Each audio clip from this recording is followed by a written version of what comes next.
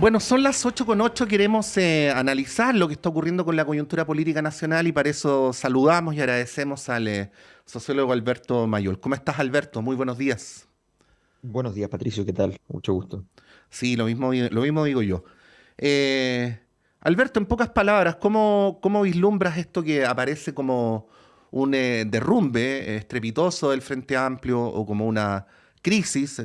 Al menos ellos reconocen que es la más grave que ha tenido la coalición en general y Revolución Democrática en particular. Si pudiéramos reducir esto a un Mm, abstract, ¿no? ¿Qué sí. dirías tú?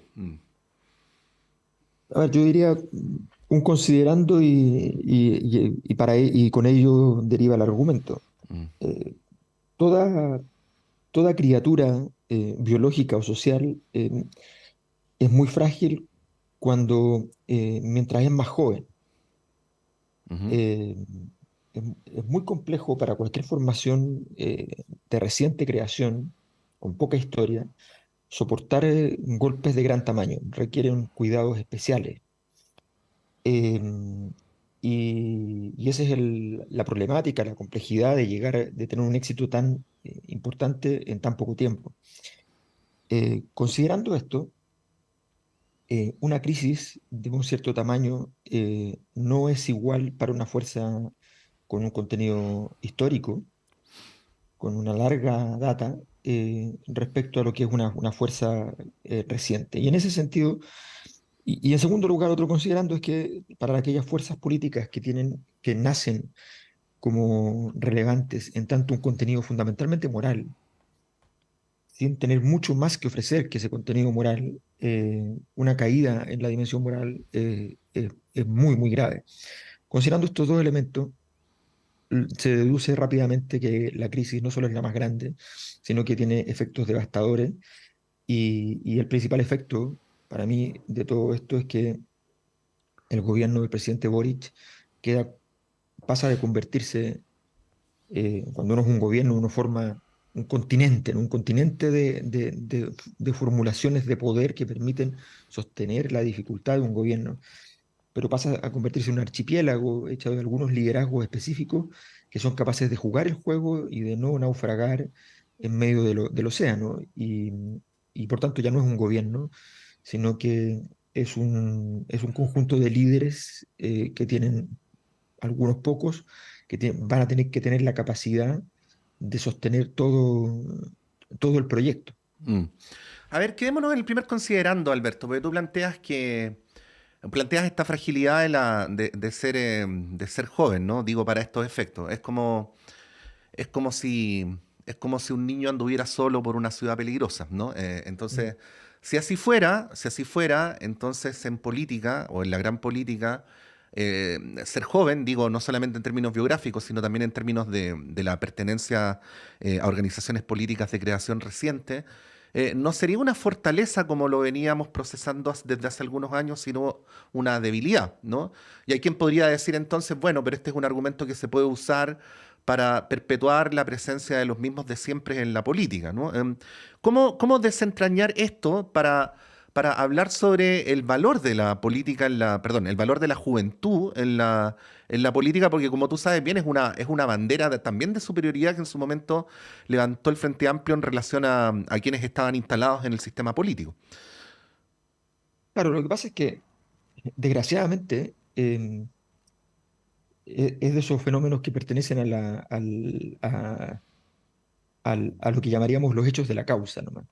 O sea, el carácter de fragilidad viene determinado por la estructura vamos a la visión de, por ejemplo, Pierre Bourdieu.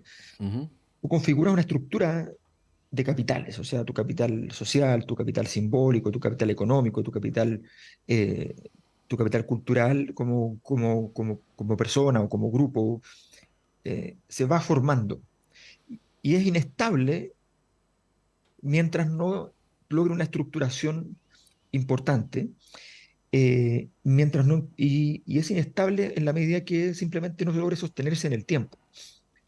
La gente que ha tenido, estas son cosas que son súper desagradables, la gente que nació en la pobreza, y que logró tener un buen pasar económicamente en su adultez, tiene sin embargo una alta probabilidad de terminar, si no en la pobreza, al menos mucho más bajo de donde está a los 40, 45 años, por ejemplo. Ujú, Eso, ese hecho es lo mismo para cualquier fenómeno social. Y en este caso, claro, es cierto que el valor de la juventud tiene muchas gracias, y entre otras cosas, que no cargas con justamente también los males del pasado de tu fuerza política. eh, y tienes la posibilidad de ofrecer este discurso moral que muchos partidos sencillamente no tienen posibilidad de hacerlo porque tienen una historia difícil. mm, Eh, el mero nombre, el Partido Comunista de Chile tiene el problema de que tiene que cargar con la Unión Soviética, no, no mm, carga con su nombre, carga con el nombre de un país que queda al otro lado del mundo, y sin embargo es suficiente para que sea muy complejo.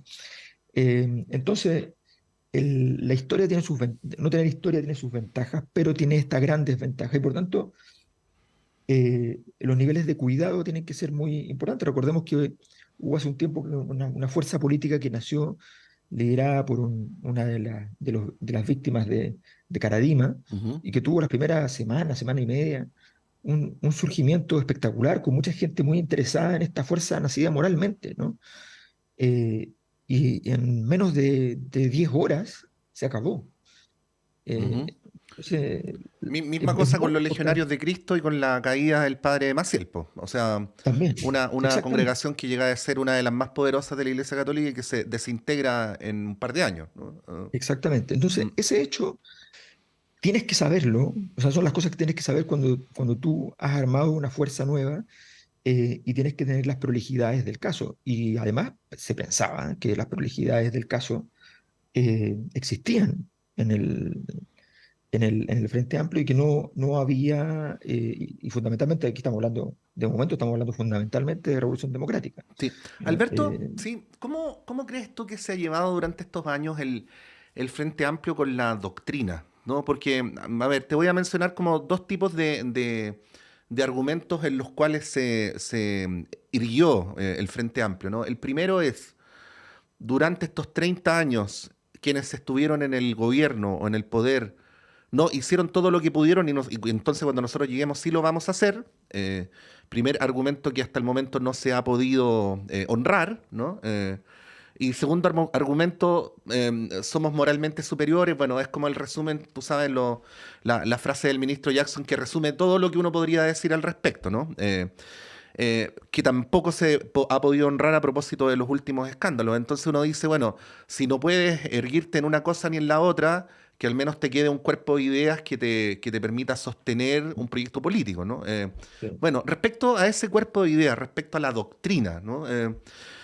¿Cómo piensas tú que ha podido desarrollarse el Frente Amplio o quién se nos aparece ahora que esos otros dos factores, cuando estos otros dos factores se debilitan, ¿no? O Bueno, retroceden. Mm. planteas un tema muy importante, porque justamente la misma lógica de cuando tú vas a construir las pilares, vas a parapetar tu proyecto, dices, ¿cómo lo hago? Bueno, tengo que, entre otras cosas, construir, por supuesto, un entorno social que lo sostenga.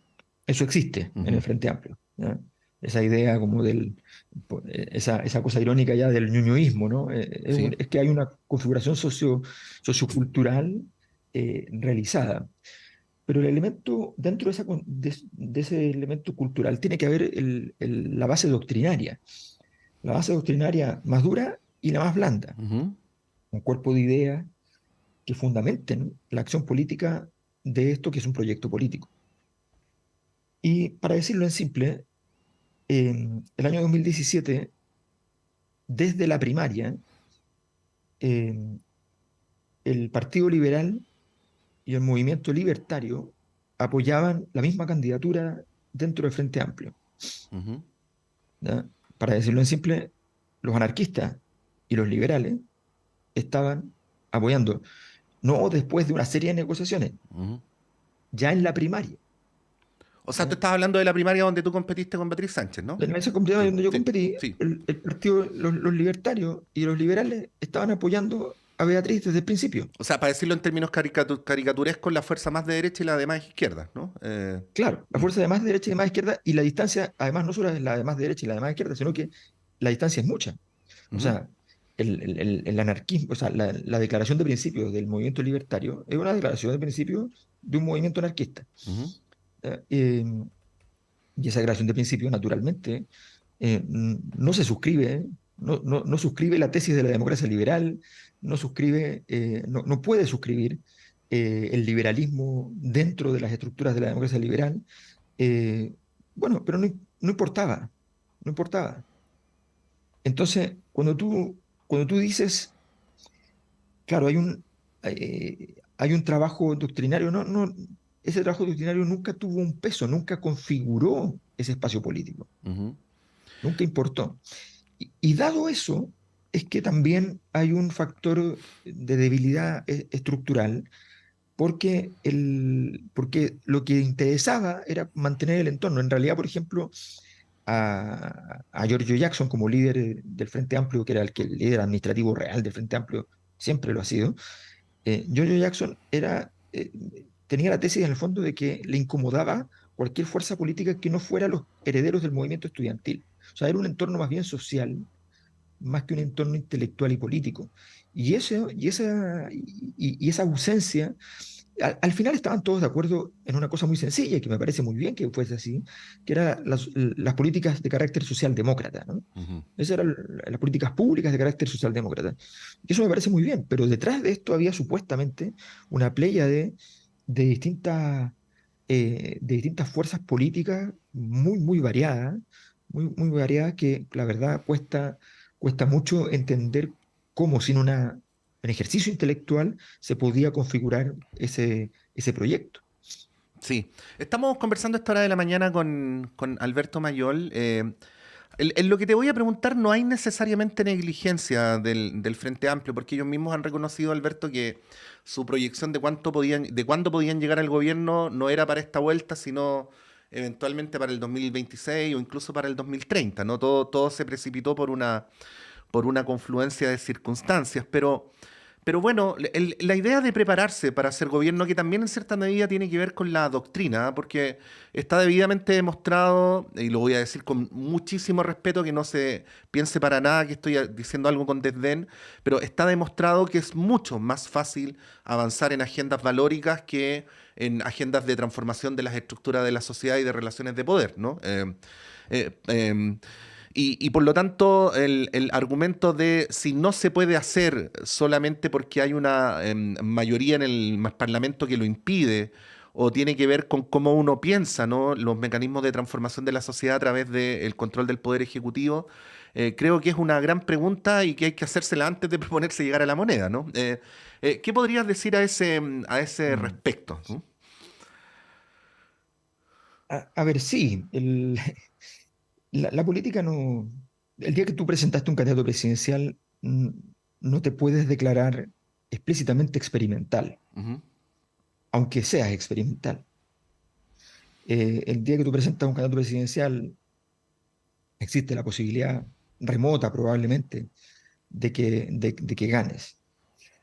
Eh, el Frente Amplio eh, no pensó que ganaba efectivamente en esta ocasión, básicamente porque Gabriel Boric venía ujú, de una crisis política para él, eh, que se resume caricaturescamente en que poco antes del candidato presidencial se había hecho un moicano, había terminado con su pareja conocida, había estado internado en una clínica psiquiátrica y y había recibido este ataque en la Plaza Italia de los sectores de más a la izquierda, con cerveza en el pelo, digamos, eh, y parecía una figura que estaba pasando por un muy mal momento. Sin embargo, eh, Gabriel Boric tenía una historia, y en su historia venía de estar varios años como uno de los dos o tres mejores evaluados del sistema político. ujú. Eh, y entonces la historia de debilidad y fragilidad que hablamos para el Frente Amplio como fuerza política no concurría para Gabriel Boric.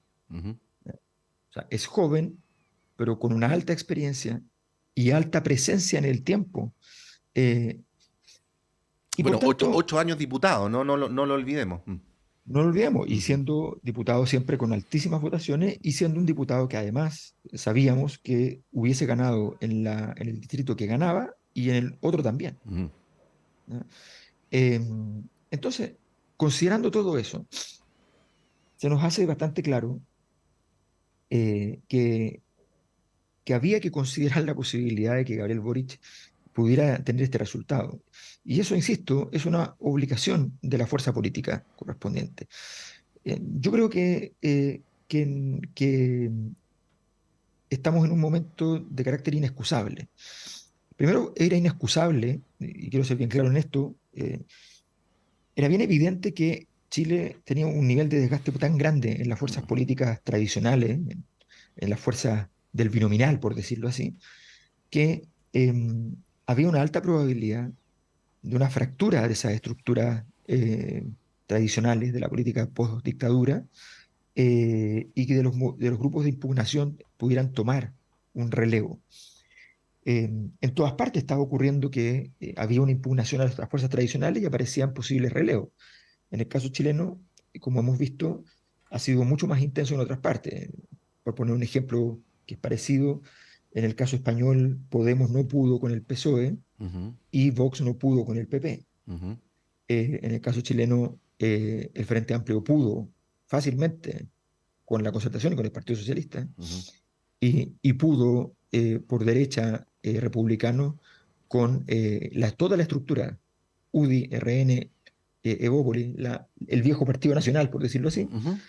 pudo con ello. Bueno, esas señales hacían bastante evidente la probabilidad de un triunfo. Eh, y no se entendió, no fueron capaces de entender, y no fueron capaces de entender además no solamente el dato electoral, Ujú. la responsabilidad histórica.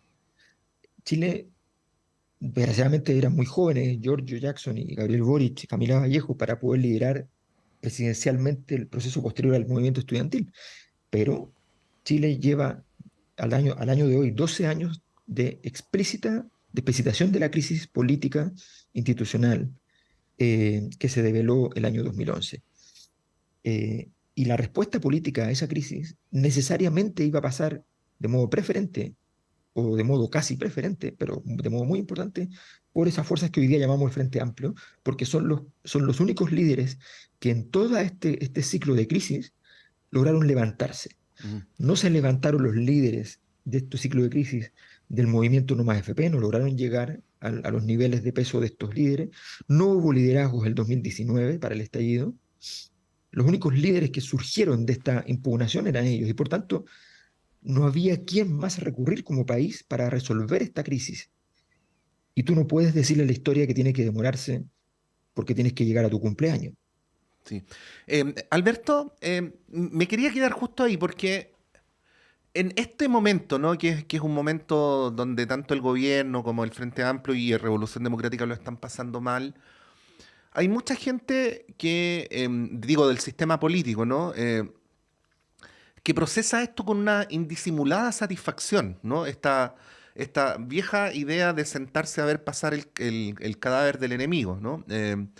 Eh, y podría llevar fácilmente, y yo creo que en el subtexto de la acción de varios dirigentes y sectores está la idea de que al producirse la supuesta caída de los sectores que representaban la impugnación, entonces es la impugnación misma la que cae, ¿no? Por lo Mm. tanto, el sistema vuelve a su normalidad, retomamos el control los mismos de siempre, y esta fue solamente una noche de pesadilla, luego de la cual amanece igual que el día de ayer, ¿no? O sea, hay una lectura política implícita en varias de las reacciones que ha habido en los últimos días frente a lo que está pasando con el gobierno y con el Frente Amplio, ¿no? Bueno, ¿qué decir respecto a esto, ¿no? Respecto a esta tentación, yo diría casi como inevitable, ¿no? De algunos sectores de procesar esta situación de esa manera. Eh, bueno, las crisis son histéricas, Mm. son como, vayan a ver la bolsa de comercio en un lunes negro y, y verán lo que es la histeria humana. Bueno, por eso a la Eh, bolsa se le adjudican estados anímicos exacto. intensos, como depresión o cosas por el estilo. Sí. Bueno, en la política es igual, lo que Mm, pasa es que es menos explícito porque el flujo de información, en este caso, en el caso de la bolsa, el flujo de dinero, pero el flujo del vital elemento al interior de la política es un flujo más invisible. Tú puedes blufear de que la crisis no te afecta demasiado. Eso es algo que tú puedes hacer. Entonces, eso naturalmente tranquiliza el sistema, pero no es verdad. En general, la histeria es muy fuerte. Y dado esa histeria, la ciudadanía, el grueso de la ciudadanía, siempre hay un, qué sé yo, un 20, 30% de la población que tiene ideas políticas muy definidas. ujú. Y otro porcentaje que tiene ideas políticas algo definidas. Pero bajo ciertas condiciones, incluso si es que tienen fuerzas políticas algo definidas, pueden cambiar radicalmente. O sea, yo digo simplemente, si, si nos negamos a entender que es obvio y que es medible y que es clarísimo que hubo gente que votó por Gabriel Boric hace nada y que votó por el Partido Republicano hace menos tiempo todavía, Ujú, ¿ya? Si nos negamos a entender eso, vamos a estar todo el rato ciegos respecto a este proceso. ujú. Entonces, significa que esas personas eran tan a la izquierda como las fuerzas de apruebo dignidad y que luego se convirtieron en tan a la derecha como los republicanos. Obvio que no, obvio que no. Son seres humanos que están buscando una respuesta política para un país que sienten que no tiene una respuesta adecuada. Y eso pervive. Claro. Mm, Y en medio de eso, en medio de mm, esa búsqueda, tú encuentras pertinente o impertinente una respuesta. Las respuestas electorales no son igual que las respuestas históricas. Por decirlo con el caso argentino, a mi juicio es muy claro que el que va a ganar la elección es Javier Milei, porque es la única respuesta electoral que tiene sentido al momento histórico. Pero a los 6 meses ese gobierno no es viable. ¿Me entiendes? Entonces, son cosas diferentes. Eh, la necesidad de, de decir algo respecto al malestar de los errores cometidos por las fuerzas nuevas, por el Frente Amplio, por Apruebo Dignidad, condujo a ir al Partido Republicano. Y yo he mostrado con datos que la mitad de los que votaron republicanos, la mitad, son personas que no tienen ningún perfil republicano. Y que más aún, que, que la gente nos está diciendo que le molesta ahora el recuerdo de la violencia del 18 de octubre, mm, pero que el 18 de octubre Chile despertó igual, ujú. que las dos cosas son compatibles, ¿ya? Eh, aunque no sean lógicas. Entonces, Algo así como que les gusta que Chile haya despertado, pero no que haya despertado de esa manera, ¿no? o Claro. o que no te gusta que la violencia que ocurrió en ese instante se haya convertido de alguna manera en un símbolo, en un anuncio de una época más violenta, Ujú, del surgimiento de un tiempo violento, porque tal vez si hubiese sido fiebre que se quitó, esto mira, o sea, yo la otra vez leyendo a Tolstoy en una página salía esta misma discusión relacionada con la Revolución Francesa, ujú, la misma conversación, por supuesto con estas élites rusas que mm, se creen franceses, entonces, eh, que se creían franceses. Entonces, el ruso, uno de los rusos, el más de izquierda, digamos, decía, bueno, pero aquí lo importante es que se logró sacar a la monarquía, ¿ya? Y lo otro le contestaba, sí, pero ¿sabes qué? Se hizo con demasiada violencia. Eso no puede ser. ujú, ¿Ya? Eh, sí, pero, esto llegó la posibilidad de democratizar la sociedad, le dice el otro, entonces, y el poder del pueblo. Sí, pero también nos dio la costumbre de la sangre. Ya, esa misma discusión es exactamente la misma. La única diferencia es que esa discusión, en el caso francés, viene astutamente a resolverla Napoleón diciendo, yo soy el pueblo, el imperio no es la monarquía, ¿ya? Yo soy el pueblo, soy un profeta, y vengo a traer lo bueno de la revolución y lo bueno de las estructuras que otorguen tranquilidad, claridad y que permitan que no haya más sangre ujú. derramada. Entonces, esa respuesta es una respuesta a un contexto. Y las respuestas políticas que hemos tenido todavía no dan no logran dar cuenta de esa problemática. Bueno, quedan muchas ventanas abiertas, como siempre, Alberto. El tiempo es más corto, pero vamos a dejar que estas ideas sigan resonando en quienes las han escuchado a esta hora de la mañana. Muchas gracias por esta conversación, que estén muy bien. Gracias, Patricio. Nos vemos. Ahí estaba Alberto Mayola a esta hora de la mañana dándonos su reflexión, su análisis sobre lo que está ocurriendo, bueno, tanto con el oficialismo en general, con el gobierno, con el Frente Amplio en particular, pero también, por cierto, respecto a estos procesos que están por debajo del funcionamiento del sistema político y que, bueno, vienen tensionando a nuestro país desde hace más de una década. Son las 8:34, vamos a ir un breve alto y a la vuelta el panel de conversación.